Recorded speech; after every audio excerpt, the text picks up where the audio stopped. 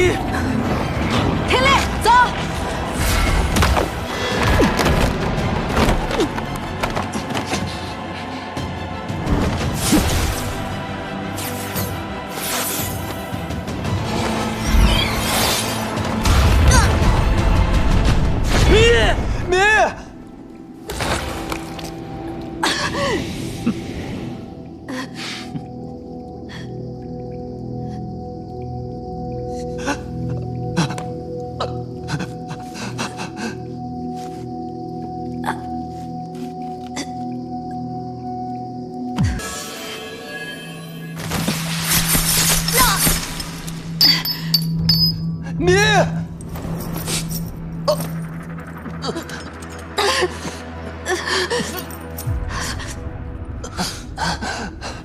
好好看戏。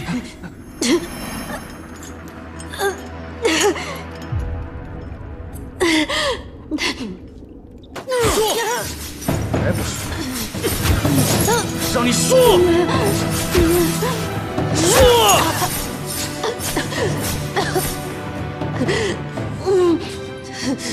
真是个硬骨头。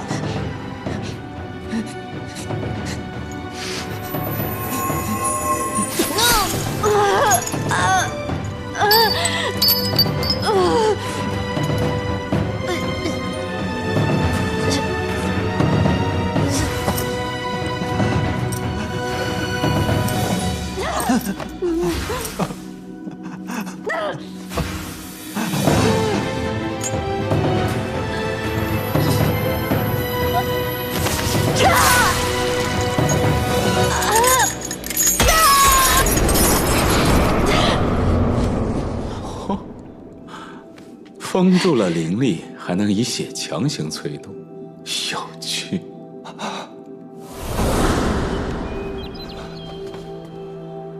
这簪子能留给我做纪念吗？这是我不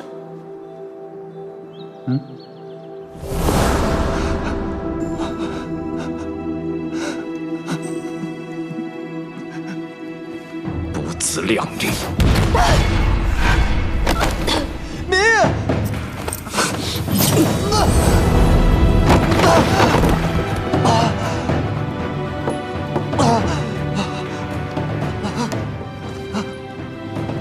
你看看你，你救不了自己，更救不了他。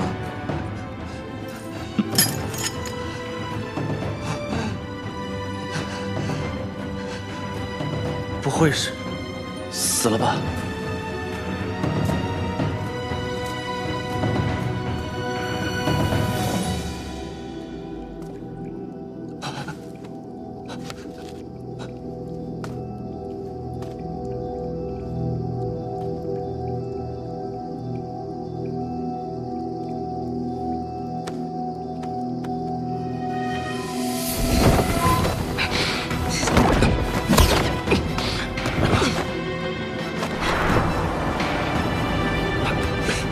躲在后面算什么本事？出来！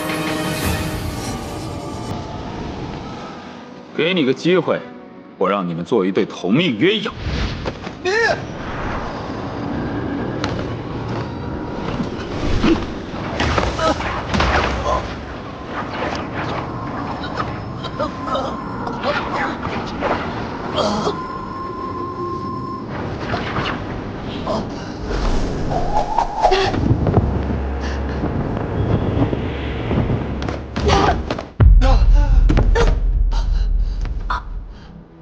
碍事的玩意儿！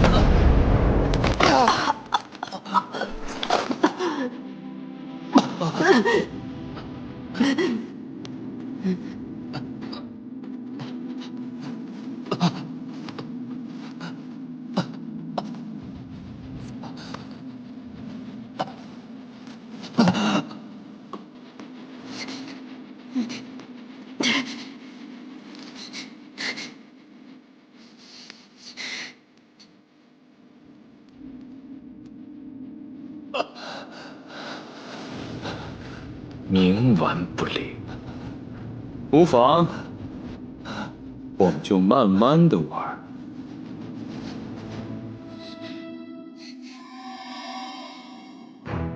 灵异仙子，你可想清楚了？这勾魂摄魄会使人万分痛苦，吐露真言。届时你心防大破，一样是要说实话的。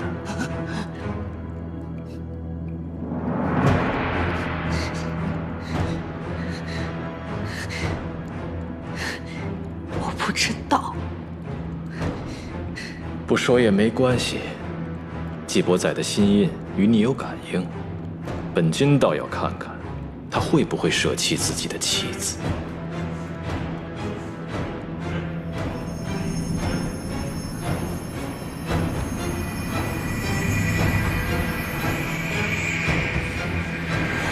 说，季伯仔到底在哪儿？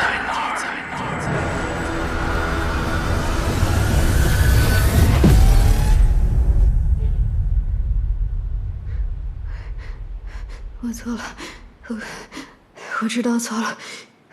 我能赢，我会一直赢，我会一直赢，我会一直赢。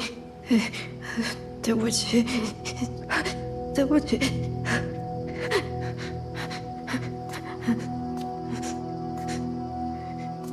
母亲，母亲。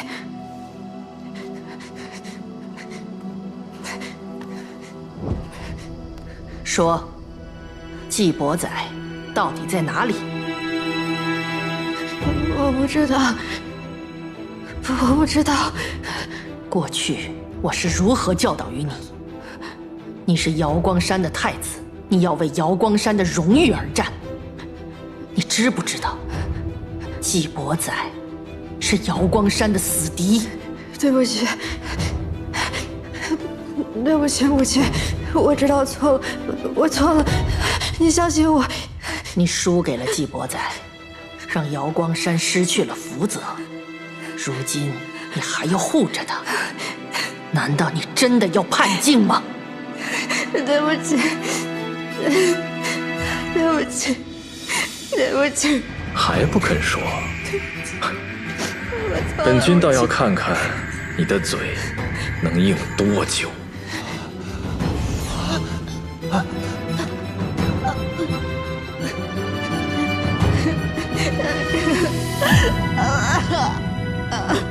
我错了。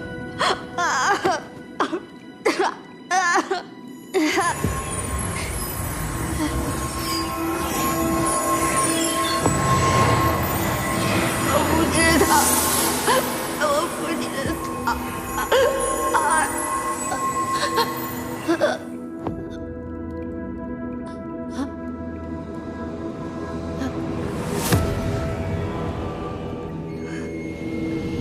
我不知道，我不知道他在哪儿。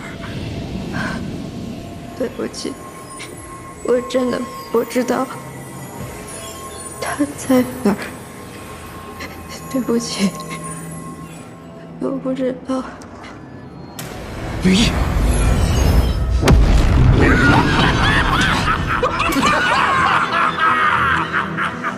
对不起，母亲，我不知道，母亲，我真的不知。说，黄粱梦到底在哪里？做梦，我都说了，不知道，杀了我也没用。无条件维护一个人的代价，可是很大的。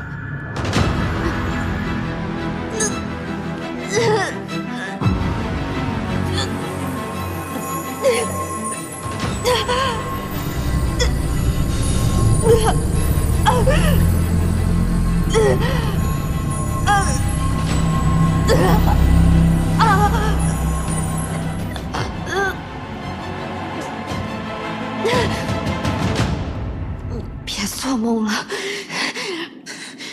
没有一个人会为了另一个人牺牲自己的。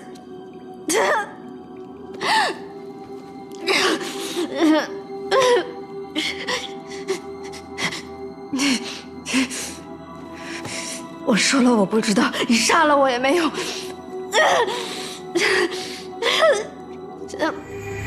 这季伯仔还真是冷血，自己的妻子都变成这般，也能不管不问的。真不愧是从尘渊一步一步爬上来的。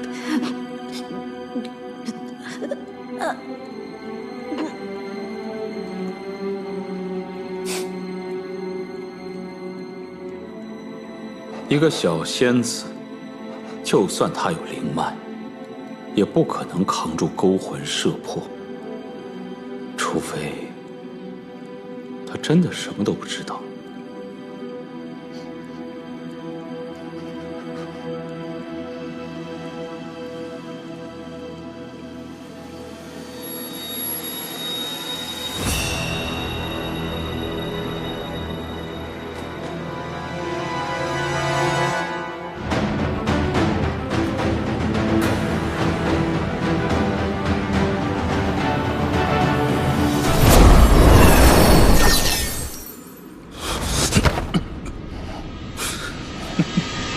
亲爱的弟弟，你不会以为用区区一根簪子就能干掉我吧？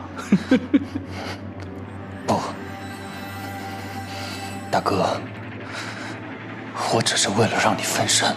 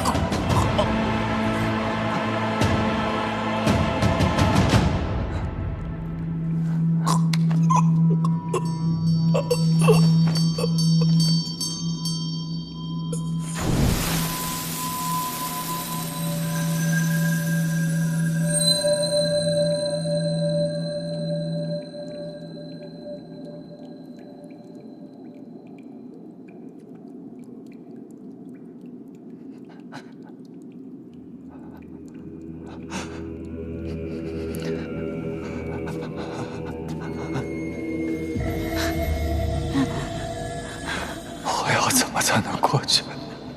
姐姐，你等等我。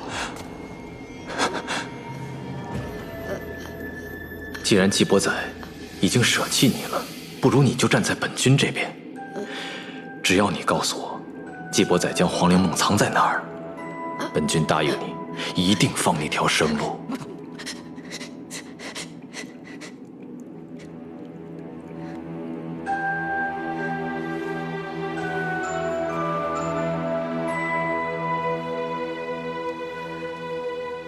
好孩子，你不是想让母亲好好抱抱你吗？只要你说出黄粱梦的下落，那母亲就会永远好好的待你，好吗？来，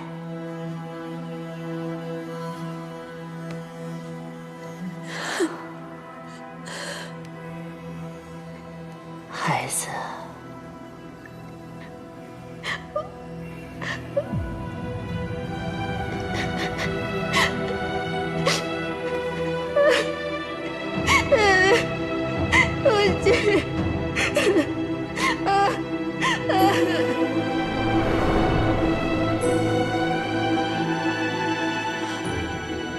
只要我说出黄粱梦的下落，就能得到那些吗？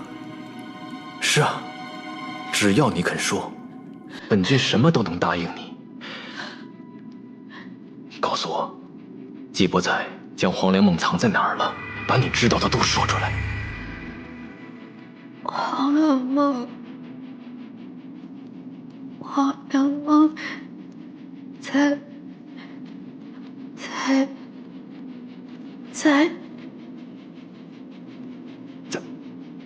哪儿？在季伯仔根本没有黄粱梦，从来没有。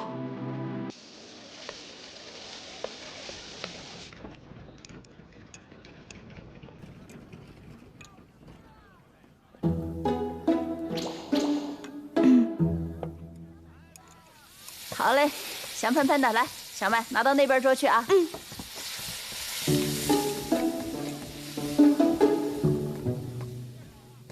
哥哥，你点的葱油饼好了，请慢用。你眼里只有哥哥啊？哈哈，姐姐，长高了，去忙吧，去吧。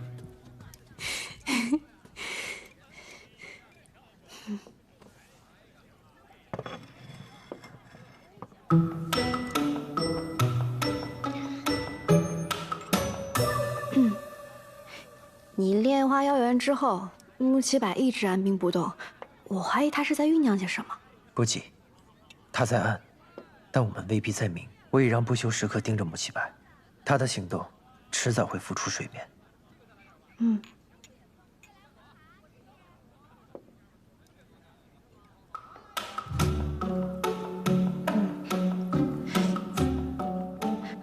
仙君说是带我来查疗异事，我倒觉得像是借口。是吗？其实那天晚上我是受了勾魂摄魄的影响，我说了些不该说的话。不是说好了谈正事吗？不然倒真像是我在找借口了。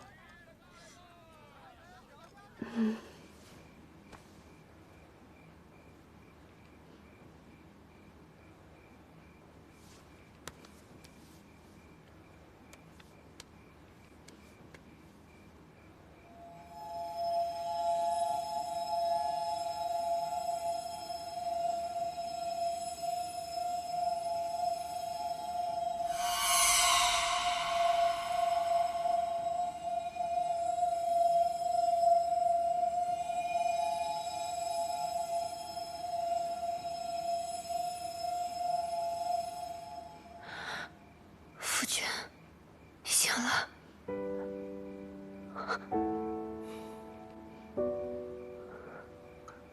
怎么还瘦了？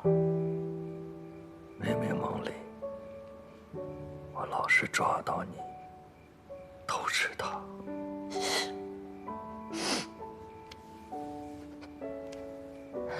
哪有？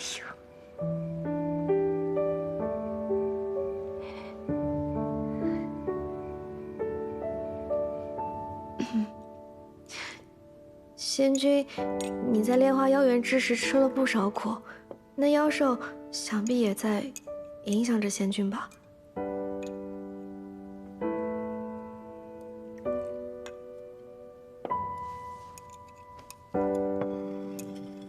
他们一直在试图蛊惑我，想让我接纳他们的力量。妖兽确实有诱惑，不管是穆奇百还是别境，都不可能放弃这份力量。若非意志足够坚定，否则肯定会被妖元所影响。还好是你。还好是我，你就这么信我啊？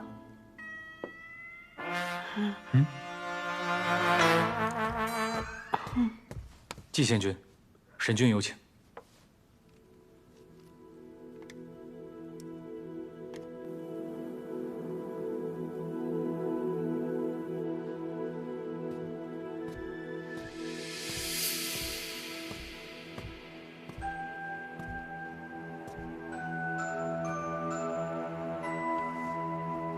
参见神君。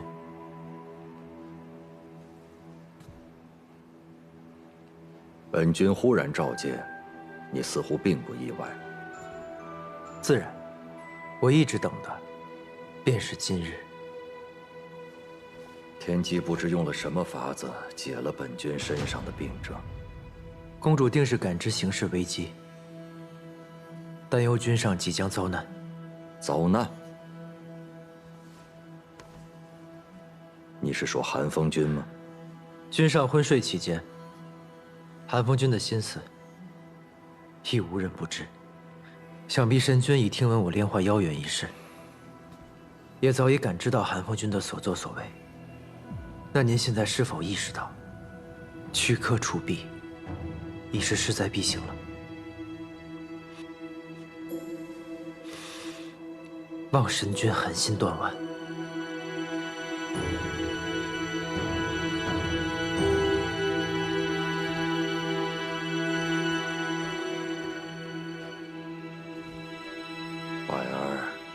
是本君唯一的弟弟，我当然知道他想要什么。他耐不住性子，时有动作，甚至安排医仙在本君身边，这些本君都看在眼里。但是我一想到他曾经只是我那个不识心术的幼弟，我就狠不下心来。但未曾想到他会如此利欲熏心，勾结逐水灵州，豢养妖兽，置刘景安危于不顾。你为吉星渊付出良多，本君敏感于心，但是妖兽军事关六境，凶险非常，你却独自背负，不肯上报，当思及后果。吉星渊半数跟随韩风君，姬献君这样做也是怕走漏风声。更何况，正是因为父君早年对叔父放任做大，才有了如今局面。这样行事的吉星宫，自然难得姬献君信任。女儿从小就在心里起誓，要尽我所能阻止叔父再伤害你。如今谁也不知叔父下一步要做什么，所以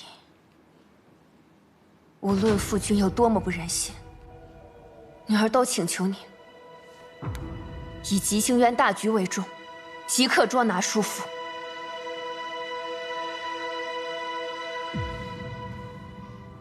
我也想请求季贤君再信任我们一次，与我们一起守护吉星渊。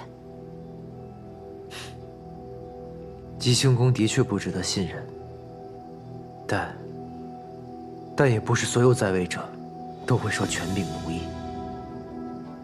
为了六境生灵，我愿意尽可能联合所有人，但木西柏背后还有逐水灵州，只凭我们势单力孤，难以与之抗衡。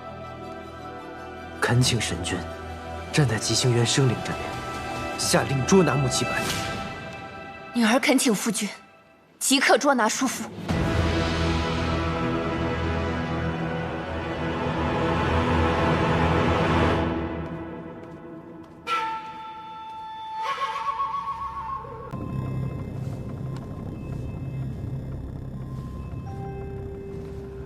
兄长身体尚未康复，应该好好休息啊。有事的话，找人去传达一下就好了。本君近日听到很多骇人的传闻，多半是关于你的。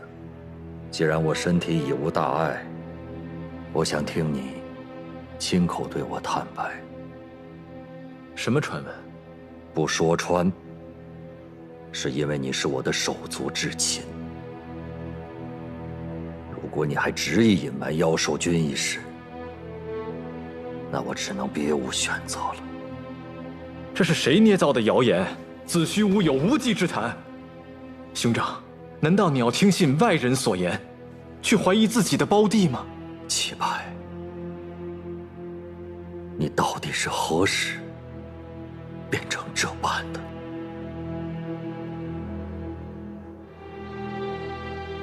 哪般？你自幼体弱，从小便温厚体贴。我们兄弟以前一起修炼时，你那么善良，宁可自己受伤，也不愿意伤及别人。不愿？好一个不愿呢！我是不能啊，哥哥。但凡我要能更强壮一点，何至于总是落败？但凡我的兄长能再果敢一些，何至于总被那些老家伙们处处掣肘，无法肃清腐朽？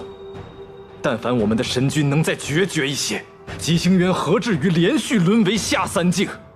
而哪怕到了此刻，我这个无能的兄长，居然还在称赞温厚、善良、仁慈，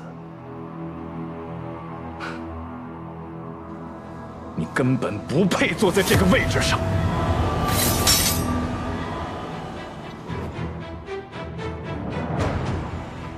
哥哥，吉星渊不会毁在妖兽军手里，只会毁在你这样的人手里。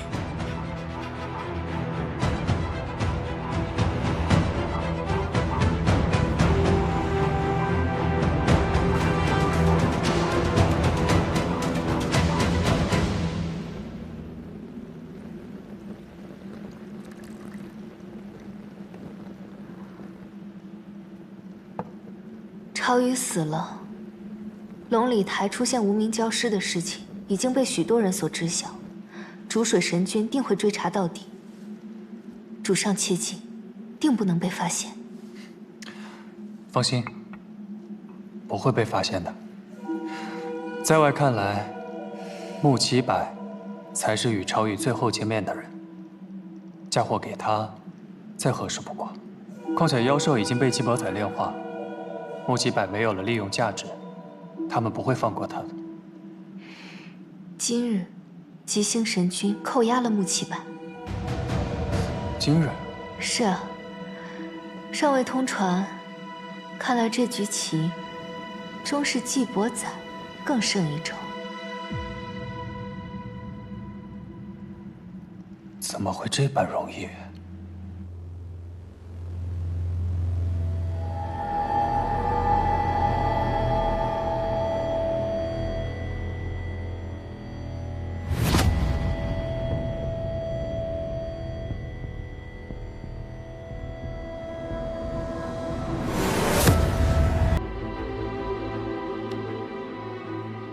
母后放心，我定能修复灵脉，重返青云。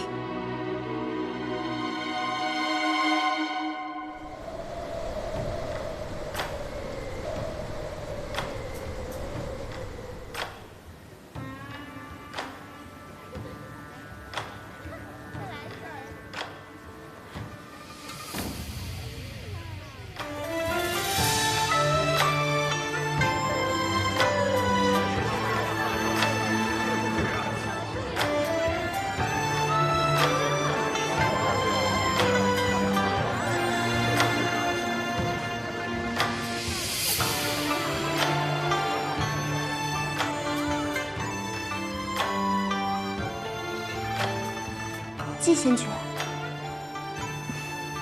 我去找别的仙君了。这可不许。季仙君还真是把花月夜当家了。这青云大会一落幕，你就来了，在这流连的时间可比我都久。我辛辛苦苦出战青云，不就是为了今日？要什么有什么。明明是我有什么，季仙君就要什么。是吗？那你有什么？季仙君，吃颗葡萄。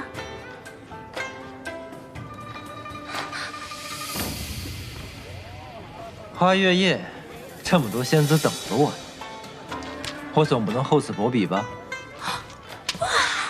多谢季仙君。大人，请。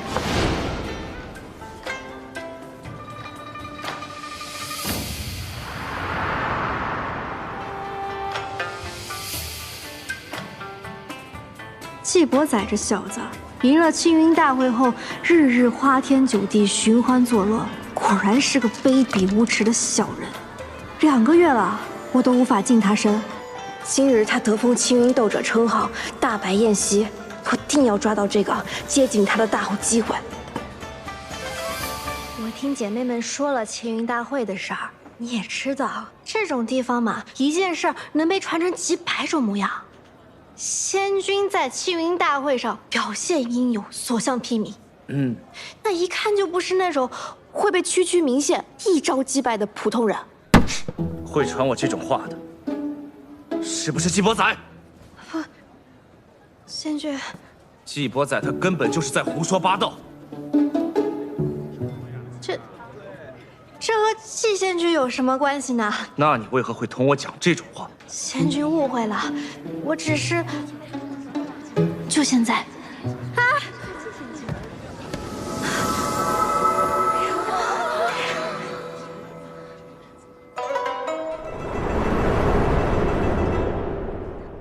先引他英雄救美，我再顺势接近。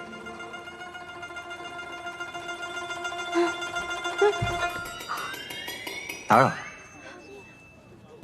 不吃这招。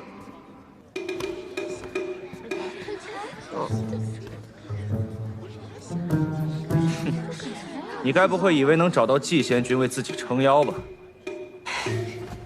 孙贤君，你误会了，你那事儿季贤君一个字都没跟我说，你可千万别怪他。季伯仔，是不是你传的我在青云大会的事？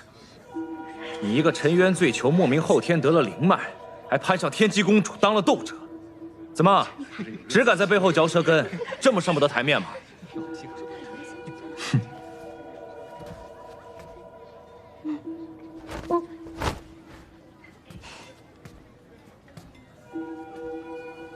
孙良，其实你挺厉害的，怪就怪明线打快了点。你，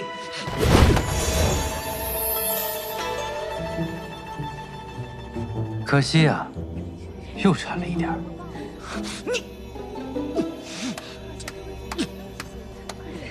怎么今日又看到季兄为了一个小仙子，同人大打出手啊？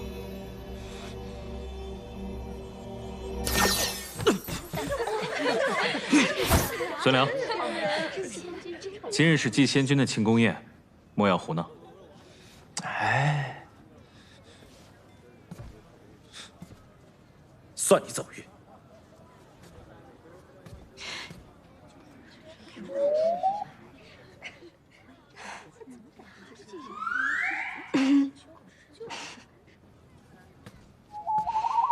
这小子真难接近，我得再想想办法。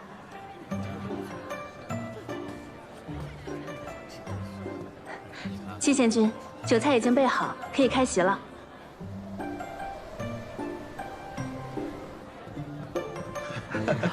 恭贺季贤君赢得青云大会，能否有幸敬你一杯？季贤君在青云大会上的表现如此英勇，为我们吉星渊赢得了福泽，今日难得一见，在下敬你一杯。师父说，我的时间不多了。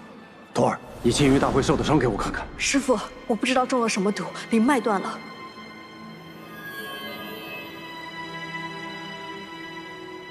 你听我说，你中的毒名叫离恨天，中此毒后，有灵脉者灵脉尽失，无灵脉者反会生出灵脉。从现在开始，你不能再催动灵脉，否则就会加速毒发。这个印记叫离恨花，等着期盼全部凋落，就是你元神寂灭之时。所以，这1年之内，你们必须要找到解药黄粱梦，将它服下，修复灵脉，方能保住性命。既然是季伯宰下的毒，那他手中可能会有黄粱梦。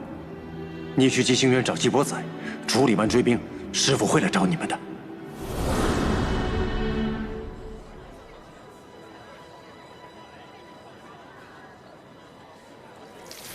他不知外事，是怕别人给他下毒。果然，心黑的人看什么都黑。寒风君到。哎呀，不用拜，本君最讨厌这些繁文缛节，都把手放下。以后你们都像伯宰老弟一样，无论在哪儿见到本君，都像见到老朋友一般，这样多好啊！啊！寒风君这是点我呢，我哪敢造次啊！从前做醉酒时，连贵人的灵宠都要下跪，现下混好了，便只求一个不弯腰。我瑶光山太子明宪，从13岁起参加青云大会，为瑶光山连胜7年。从小我就用法术女扮男装，在外人眼中我是个男子，他们都说我是河虚最能打的战神，说我是英雄。我哪是什么英雄，不过是一时一刻都不敢松懈罢了。因为赢得福泽是我的使命，自记事起，我就被要求只能赢，必须赢，一直赢。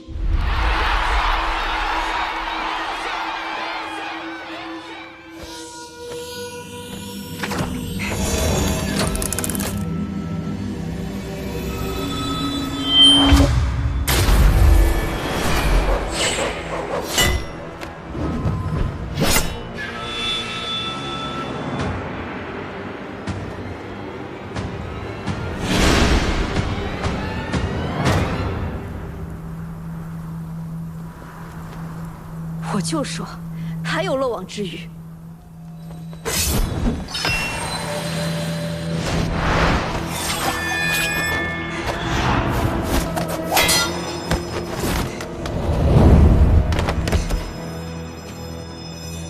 为什么不出招？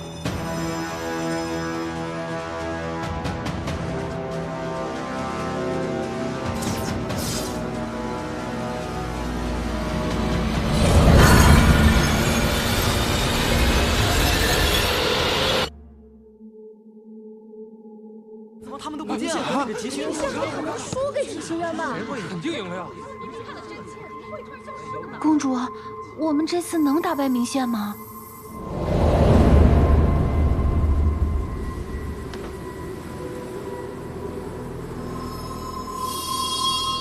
这个空间限制了我的灵力，连战甲都无法维持。此人不简单。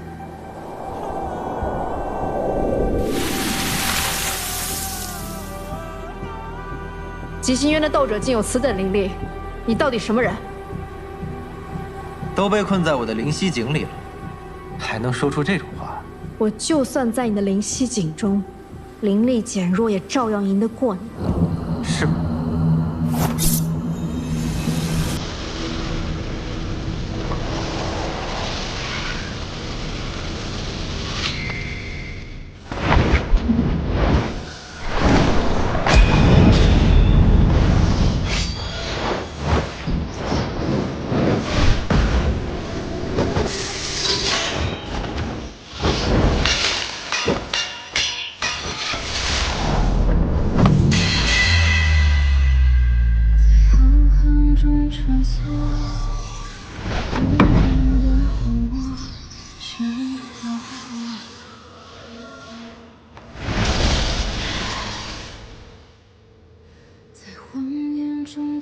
果然是战神啊，竟然以血幻化兵器。我只会赢，我只会这一件事。谁都会输，凭什么不能是你？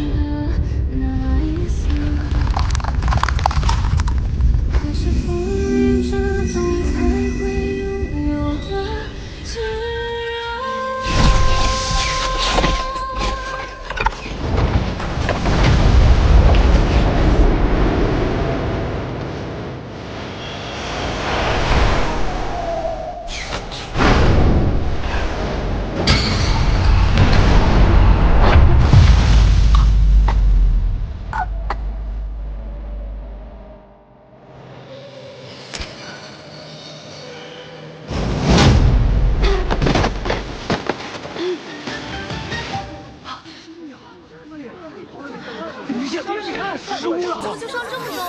是啊，福泽都没有了。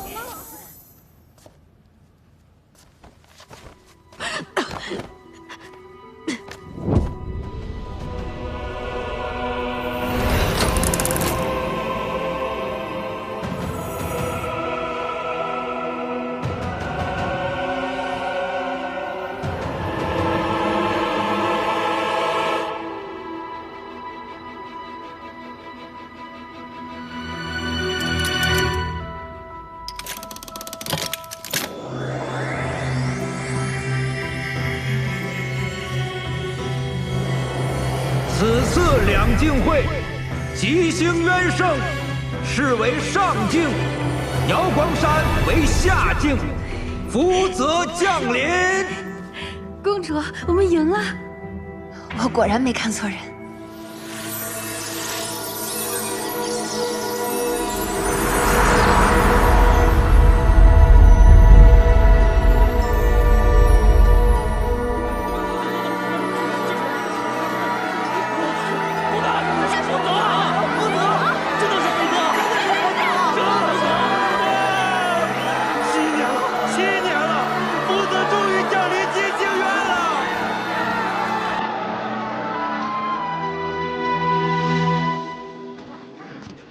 说了还有脸出来？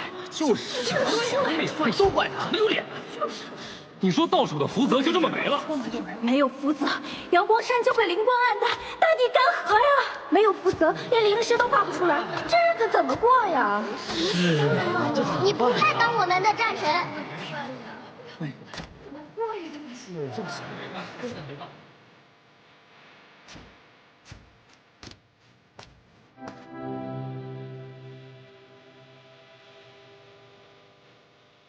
我是瑶光山太子明宪，13岁起参加青云大会，连胜7年，却像从未赢过。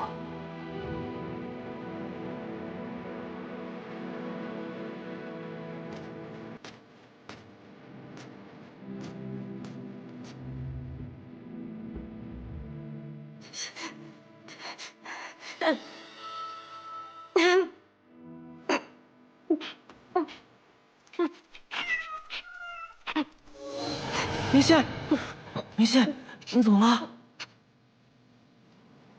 而且，我灵脉断了。怎么会？看着像中毒，好生厉害的毒。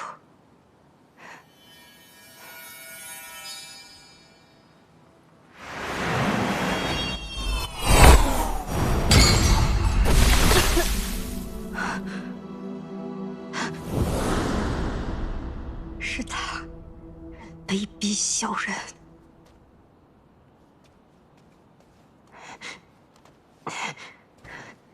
母后，我命你走，即刻离开瑶光山。母后，您这是要驱逐我吗？你的灵脉已断，再要留在瑶光山，是想死在觊觎太子之位的人手里吗？母后，我一定能修复灵脉。瑶光山失去的，下届青云大会，我1000倍万倍讨回来。我对你一定还有用，你千万别赶我走。明宪，你听好了，我不是要赶你走，是要你好好活着。可笑我这半生汲汲营营，如履薄冰，教你从一出生就用这无相秘法扮作了这个太子。你本来可以成为一个普通的小仙子的。这道至强至密的障眼法，让你在所有人的眼里，都只是一个男子的面貌。可是现如今，你的灵脉已断，一切都成了空。明宪，留在瑶光山，并不是一条生路。我放你走，你撤去无相秘法，恢复你本来的样子，谁都不可能认出你来。好好活下去，永远别再回来。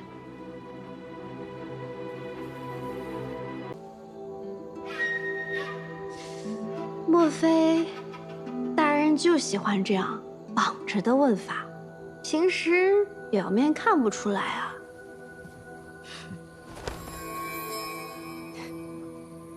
多谢大人。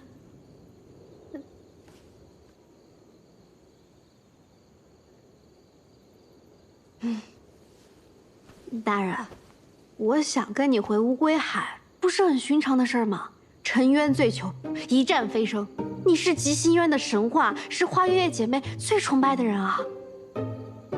我一心向着大人，大人却这么冷冰冰的对我，这真是太伤人了。以后不许这样了。你叫明义。大人心里有明月的明，大人是我意中人的意。你来花月夜前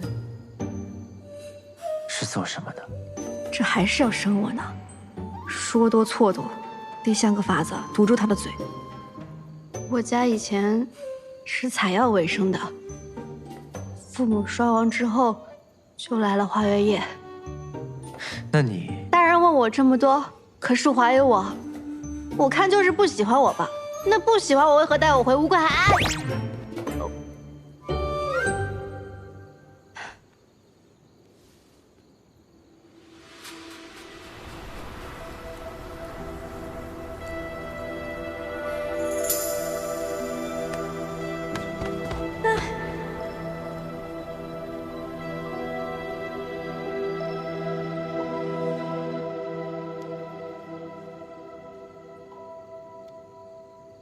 事吧？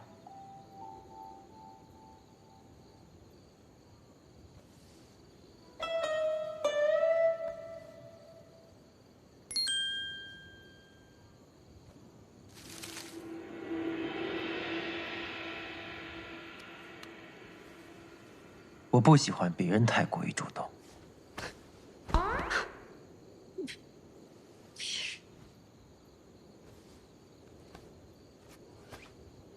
不是吧？这么厚积？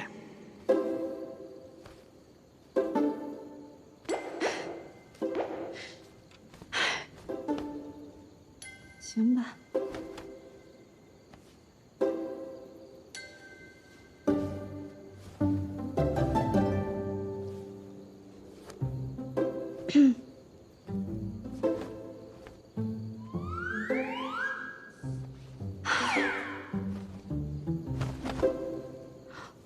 二七怎么回事儿？怎么还没好？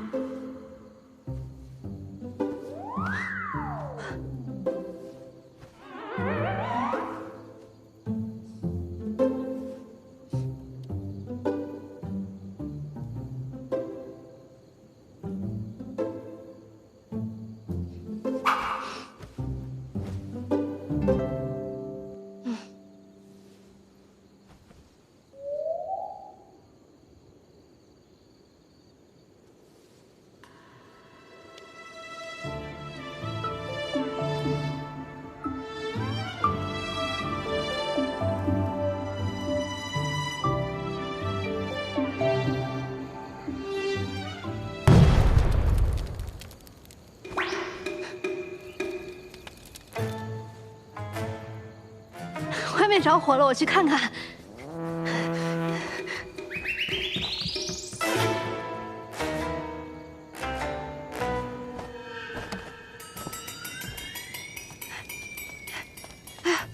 大人，这怎么回事啊？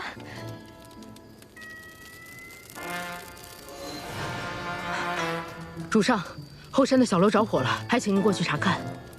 这可得去看看。我怎么能放心让你跟着去呢？吴贵海你一处也不认识，出了事可怎么办？不会说是……这道结界，除了我跟荀婆婆，谁都进不来，而你也出不去。这样你就不会有任何危险了。等我回来。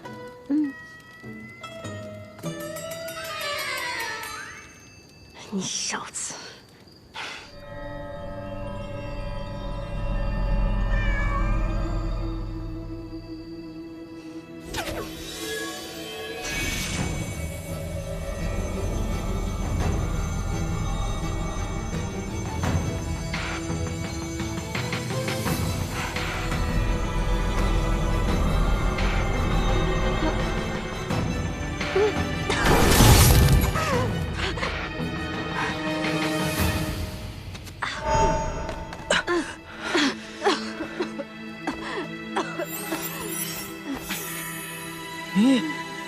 你现在灵脉已断，只能跟普通人一样，拥有少量法力，使用简单的法术。以后就别逞强了。知道了。是吧？蛇师傅不是说不让你有灵脉吗？万一灵荷花断了怎么办？只用这点灵力，不至于催动灵脉。这个结界复杂，只能我来破。我不就让你搞点动静，阻止它流速而已吗？下手那么重干嘛？我也纳闷呢。我就按照你说的，在远处那个小楼，略施法术就燃了一簇小火苗，不知怎的这火就变大了。我还在想，不应该啊。算了，趁他不在家，赶紧动手。东西呢？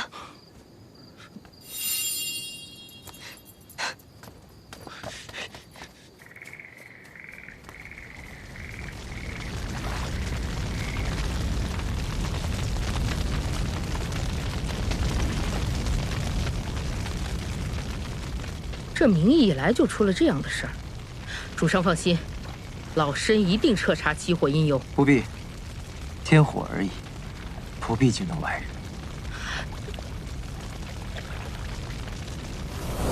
我不喜欢别人太过于主动，还得再应付一会儿。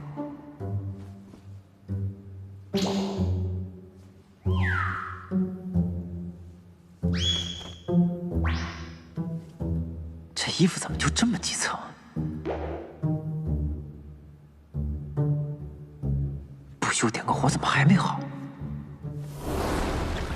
火我慢慢灭。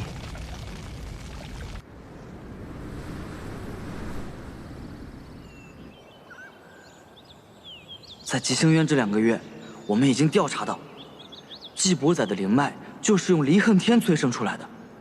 使用了离恨天，若没有黄粱梦解毒，就必死无疑。既然那小子还活着，那他就一定有黄粱梦。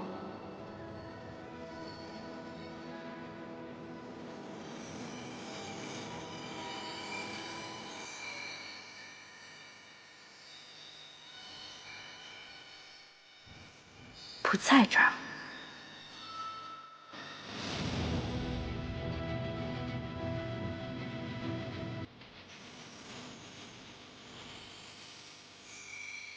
也不在这儿，那在哪呢？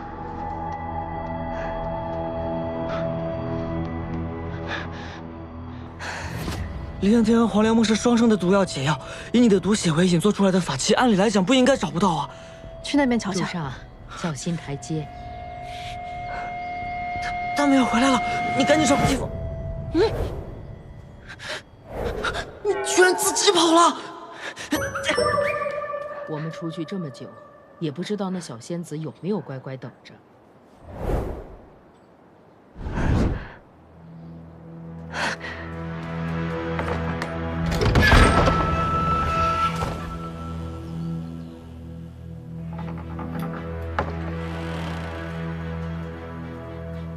禁足结界破了。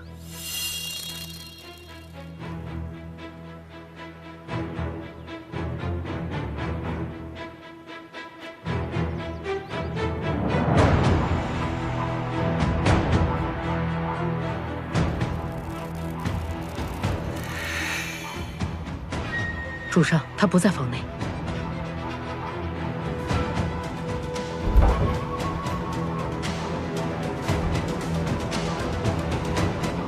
本君就喜欢你这个脾气。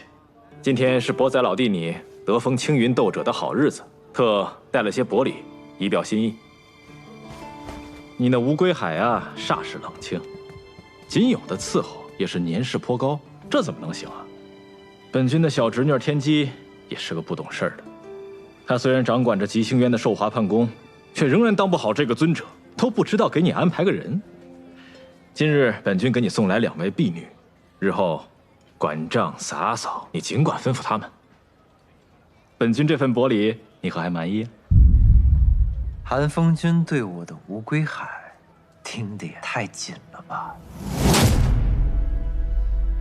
他们吉星渊内部果然也有隔阂。不是我不领情，今夜好歹也是天机公主为我办的宴席，可寒风君却突然带了2个人过来，我这要是收下了，那岂不是驳了天机公主的面子吗？你不敢驳了天机公主的面子，反倒是不怕得罪本君呢。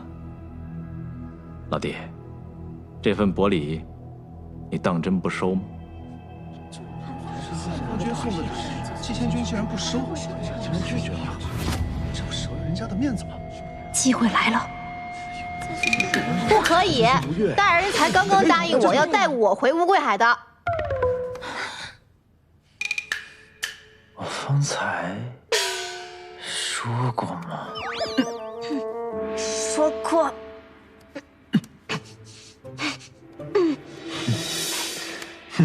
许是之前答应的太多了，都不记得了。那不如季兄将这3人一同带回去，也算是一段佳话呀。对呀，是啊，一起带回去不更好？这个主意好，本君这就亲自派船车将你们一起送回去。好，带回去。对，带回去吧。是啊，带回去。不行，装不下。虽然吴归海地偏，但毕竟是赏赐给季县君的，幽静开阔。我看多来几个也装得下呀。对呀，是这个主意好啊！季县君带回去正好，这正好，这是对。且慢，诸位，我吴归海可不是什么鱼塘，更何况在下精力有限。不过这样，3位仙子，我有一题，你们谁回答的最符合我的心意，我就带谁走，如何？这真是个好主意啊！就这么办吧。既然是来我处伺候，我的乌龟海豢养的是何种灵兽？你们该如何照顾？乌龟海是死水，能有什么？可我若答对，岂不显得我有备而来？你先来，就你。乌龟海，江河湖海的大小鱼塘，那肯定就是些乌龟、鲍鱼、虾什么的。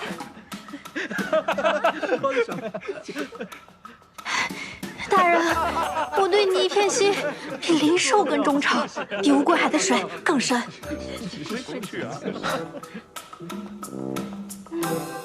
你来。乌龟海是极星渊死水，什么都养不活，整个府中连一只灵兽都没有。好无知的仙子啊！你当真了解极仙君吗？知道他的喜好吗？大人，你再给我次机会，我肯定答对。什么都不懂，再给他一次机会也是白瞎。大人，还有脸要机会？哎，这位仙子一直在纠缠季贤君，难道是季贤君看不上他的？那2位仙子这么了解季贤君，肯定选他们啊。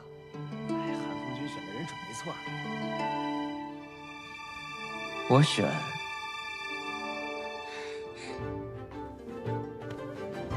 他。怎么想的？我知道，怎么选他了？我乃醉囚出身，便更知道世上万般皆虚幻，唯有真心不可负。这位明义，这位明义仙子视我为她的意中人，对我一片痴心，我怎能辜负了呢？你放心，我绝不负你。这2位仙子，那今日就只能怪我们没缘分了。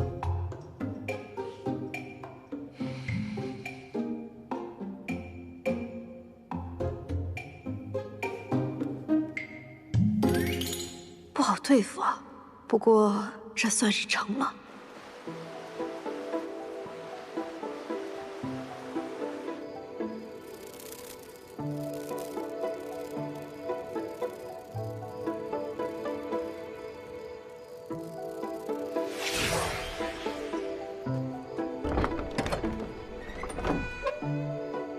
主上回来了。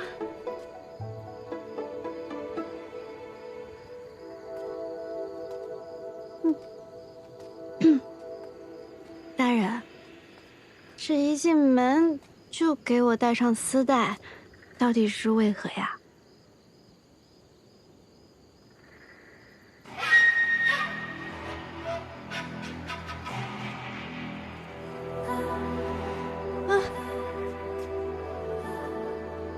我喜欢。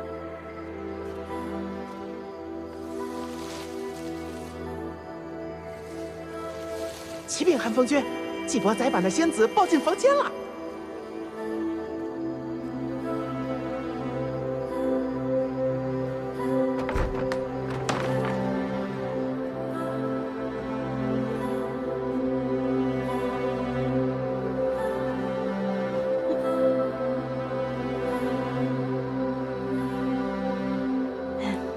大人，这外边天都快亮了吧，还不给我摘下来？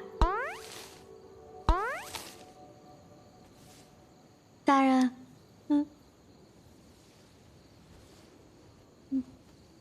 今晚你大费周折，演了出欲擒故纵，就是为了跟我回乌龟海吧？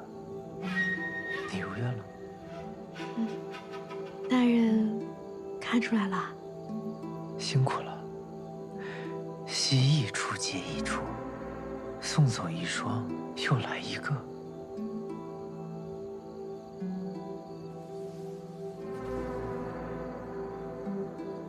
难为你和孙辽暧昧默契的演了一场。大人，你这么说就过分了，你千不该万不该，你算了质疑我的真心吧。这倒也是。你能帮我把这解了吗？我不喜欢这样，像在审问我。回答我的问题。